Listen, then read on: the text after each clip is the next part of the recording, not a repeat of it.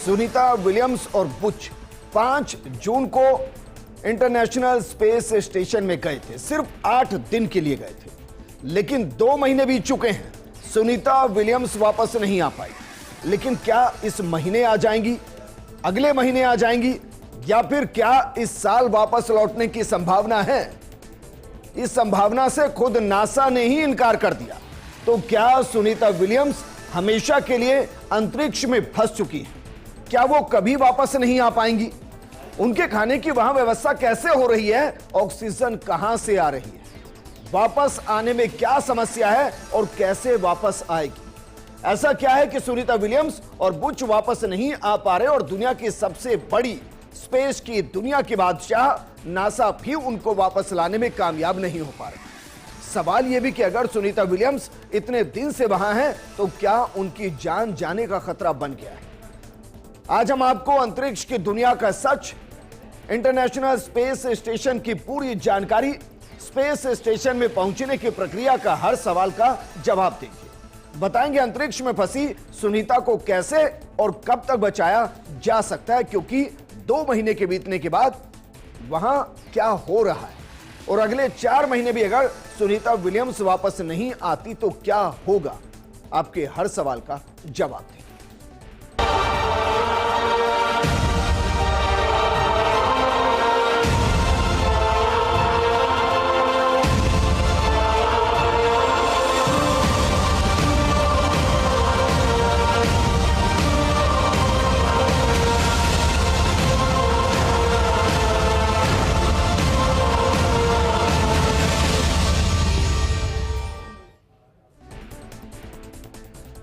सबसे पहले तो आपको 2 तारीख दिखाते हैं और उनके बीच का अंतर समझाते हैं। जरा देखिए, क्योंकि जो चेहरा फंसा हुआ है वो 5 जून 2024 से फंसा हुआ है, और क्या कहा जा रहा है, फरवरी 2025 तक फंसा रहेगा। और ये दिन होते हैं 240, जबकि कहा जा रहा है कि जो एक डॉक पर, यानी कि वो विमान जिसके जरिए सुनीता विलियम्स पहुंची है और वो स्पेस स्टेशन जहां वो पहुंचे हैं, वहां 210 दिन के आसपास का खाना होता है। लेकिन हम सिर्फ फरवरी की 1 तारीख तक इसको जोड़ रहे हैं, उसमें ही 240 दिन होते हैं। तो सुनीता विलियम्स को ऑक्सीजन कहां से मिलेगी, खाना कहां से मिलेगा, और ऐसा क्या है कि वहां से वापस नहीं आ पा रही? इन सवालों के जवाब आपको देंगे, लेकिन सबसे पहले आपके लिए जानना यह जरूरी है कि अगर 240 दिन तक Sunita Williams international space station में रहेंगी, अंतरिक्ष में रहेंगी, तो क्या उनकी जान को खतरा है? क्यों ऐसा है कि हर कोई महज 8 दिन में वहां से वापस आता है और सुनीता विलियम्स लगभग 8 महीनों के लिए फंस गई? तो किन चीजों का खतरा है, इसको जरा समझिए। सबसे पहले, क्योंकि शारीरिक तरल पदार्थ शरीर के ऊपरी हिस्से में पहुंचने लगता है, जिससे चेहरे पर सूजन आने लगती है, नाक बंद होने लगता है, पैरों में तरल पदार्थ की कमी होने लगती है, और यह सब ग्रेविटेशनल फोर्स की वजह से होता है। इससे रक्त की मात्रा में कमी और ब्लड प्रेशर में दिक्कत आने की संभावना बढ़ती है। इसके अलावा पृथ्वी की तुलना में अंतरिक्ष यात्री उच्च स्तर के रेडिएशन का सामना करते हैं। इनमें गैलेक्टिक कॉस्मिक किरणें और सौर कण शामिल होते हैं। ये क्या करते हैं? ये दरअसल डीएनए को क्षति पहुंचाते हैं और कैंसर की बढ़ती संभावनाओं का जोखिम पैदा करते हैं। रेडिएशन के केवल की स्पेस एजेंसियां सावधानी पूर्वक निगरानी करती हैं, लेकिन आप सोचिए कोई 8 दिन रहकर आ रहा है और सुनीता विलियम्स वहां 8 महीने के आसपास है।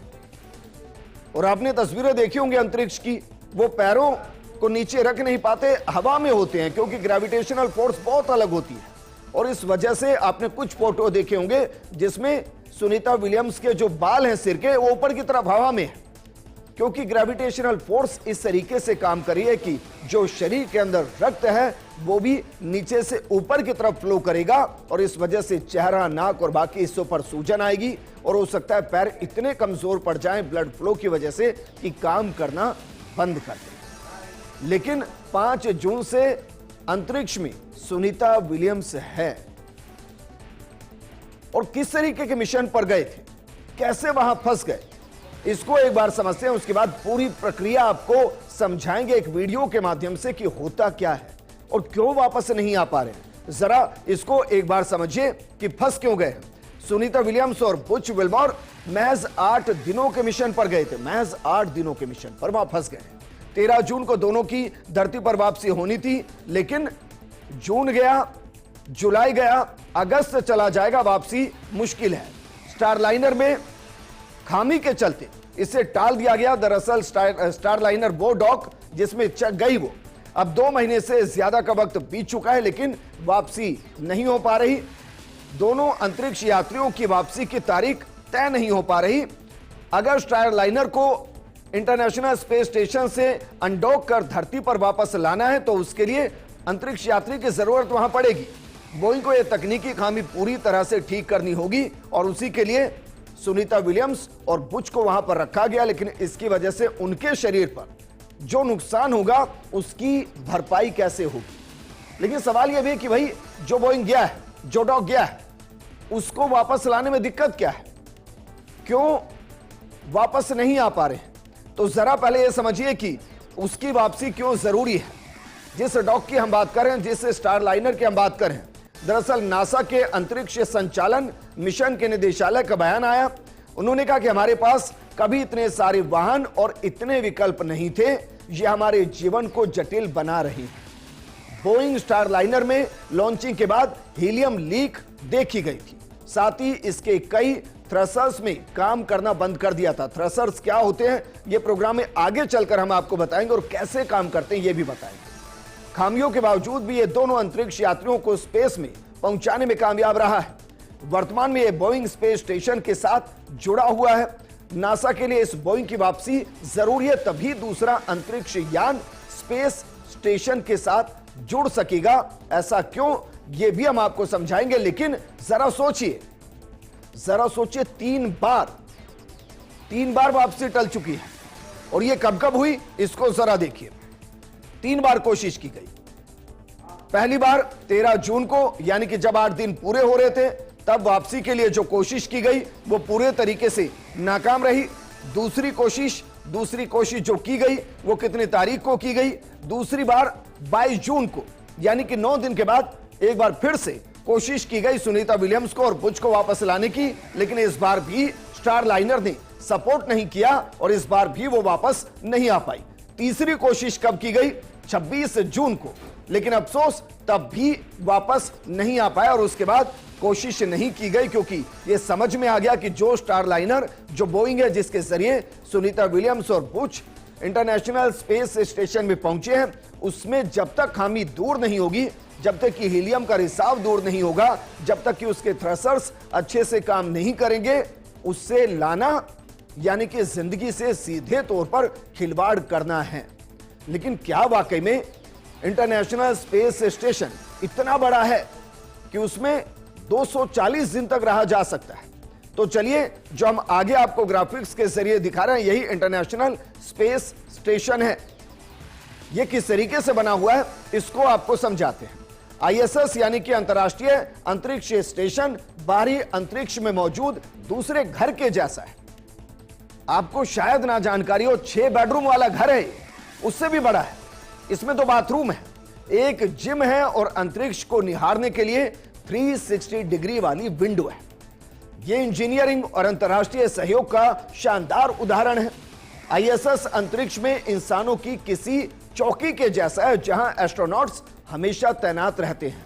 कम से कम साल 2000 के बाद से तो कोई दिन ऐसा नहीं गया जब कोई अंतरिक्ष यात्री ISS के अंदर मौजूद नहीं रहा। इंटरनेशनल स्पेस स्टेशन को बनाने में 5 देशों की अंतरिक्ष एजेंसियों का योगदान रहा। ISS की असेंबली में नासा के अलावा रोसकॉस्मोस जो कि रूस की है, यूरोपियन स्पेस एजेंसी ESA है, Japan aerospace exploration agency JAXA है और कनाडाई स्पेस एजेंसी CSA इसमें शामिल रही है। यह अभी तक का सबसे बड़ा स्पेस स्टेशन है। हालांकि यह भी कोशिश की जा रही कि इससे भी बड़ा स्पेस स्टेशन बनाया जाए जिसके जरिए इसको रिप्लेस किया जाए। लेकिन ISS के बारे में कुछ और रोचक फैक्ट आपको बताते हैं। दरअसल ISS का पहला हिस्सा 20 नवंबर 1998 को लॉन्च किया गया था।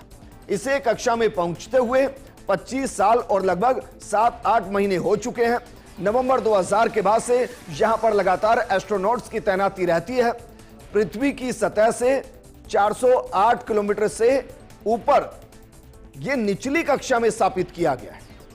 कक्षीय क्षय के कारण इसे साल में कुछ बार रीबूस्टिंग की जरूरत भी पड़ती है।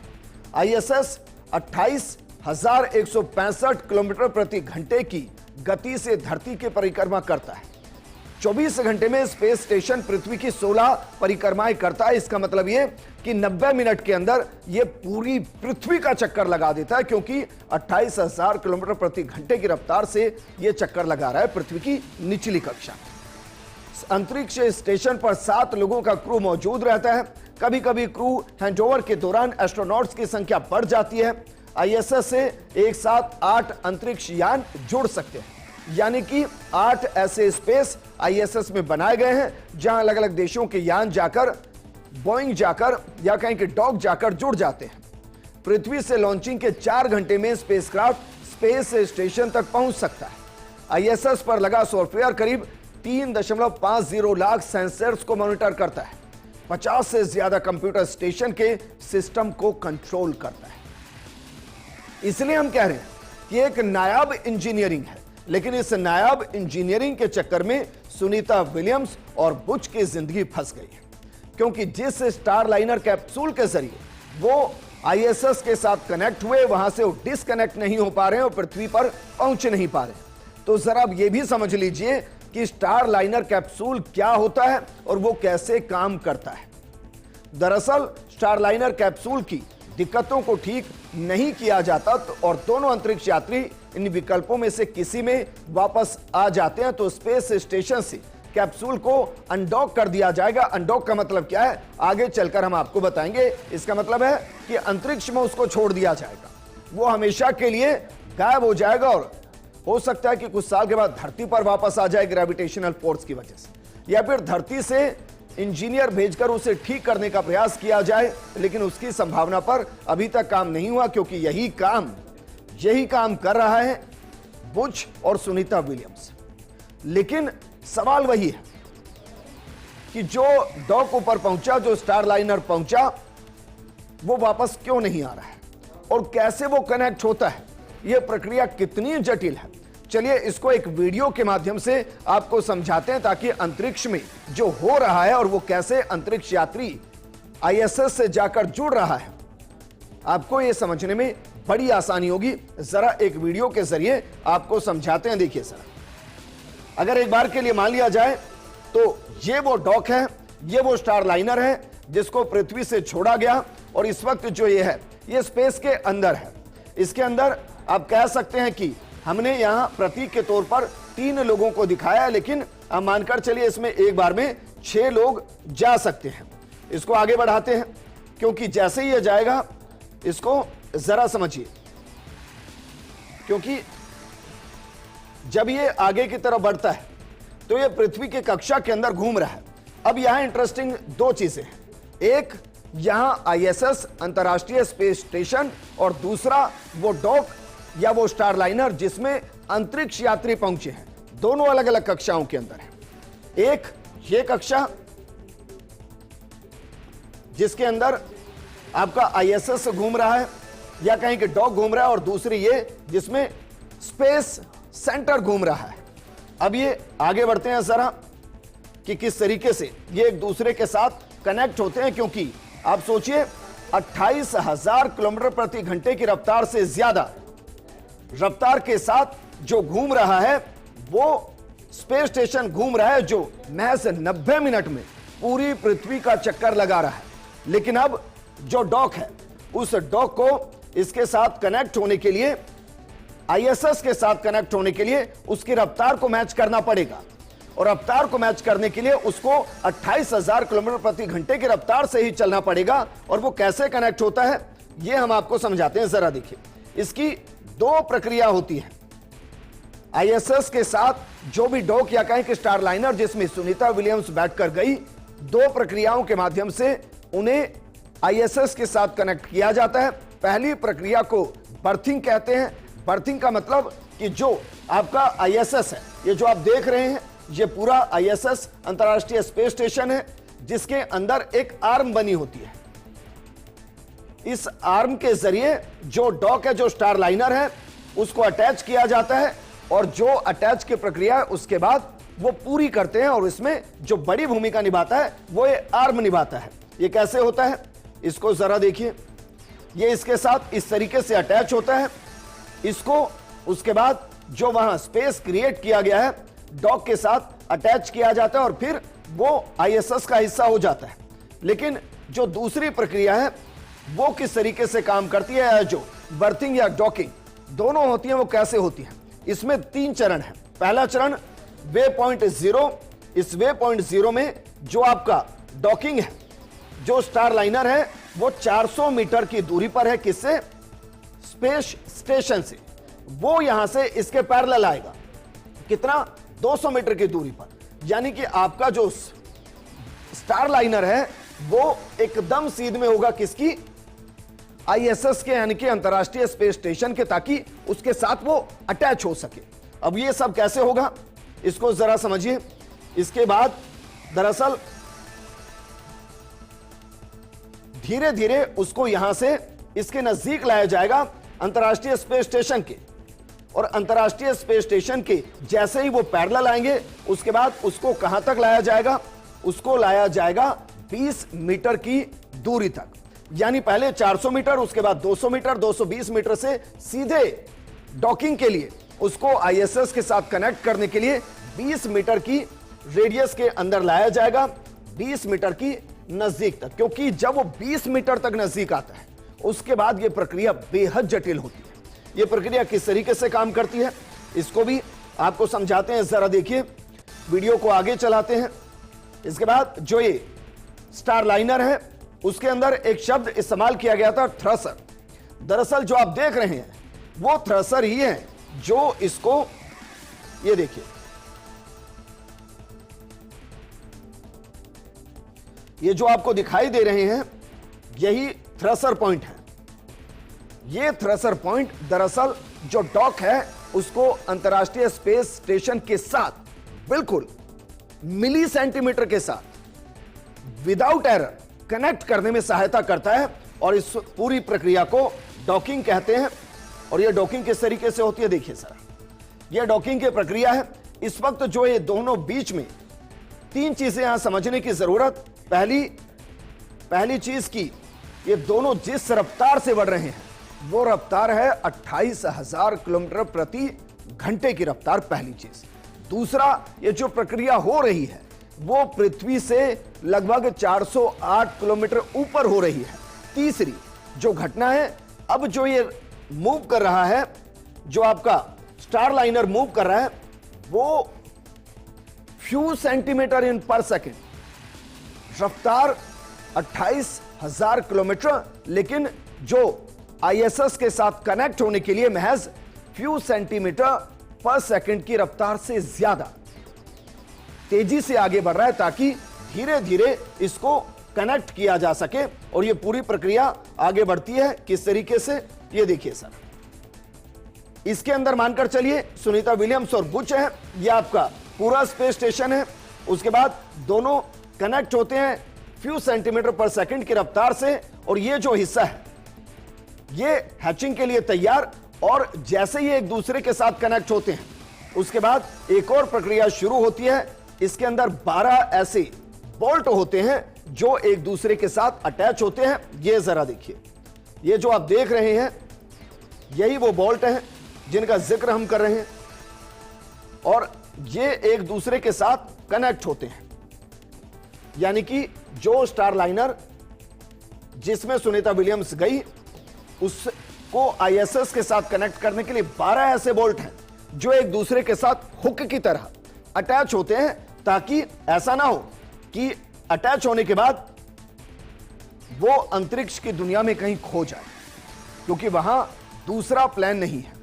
और इसीलिए समझिए, ये इसके साथ अटैच होता है और अटैच होने के बाद एक अलग प्रक्रिया शुरू होती है। लेकिन हुक किस तरीके से काम करते हैं इसको जरा समझिए। ये जो हुक होते हैं वो एक दूसरे के साथ कैसे अटैच होते हैं, और अटैच होने के बाद इंतजार किया जाता है प्रेशर के सामान्य होने का। जैसे ही वहां का तापमान और प्रेशर सामान्य होता है, उसके बाद दो विंडो होती हैं जो ओपन होती हैं।